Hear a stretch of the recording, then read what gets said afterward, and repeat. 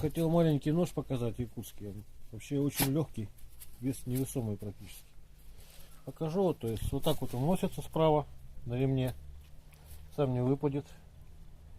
В ножнах внутри можжевельник, то есть клинок всегда вкусно пахнет. Одной рукой всегда можно вынуть. Пальчиком сюда вот упираетесь и вынимаете. Такой вот легкий, маленький, узкий. Удобно вот на поворотах, например, вот между косточек, когда возите. И вот покажу, тут у меня вот замерзла. Это щека говяжья вроде, да? Вот, заморожен, наверное, покажу. Вот, режет без проблем. Так. Вот. Ну вот оно видно, даже вот побрить попробуем. Вот, волосы как режет. Это говяжья щека, с мордой говяжья шкура. Вот примерно так вот режут он. Легко это все правится по плоскости, вот со стороны дола. То есть вот, править его, заправка много времени не занимает. И на рыбалку, и на охоту им удобно. Размеры и вес напишу позже.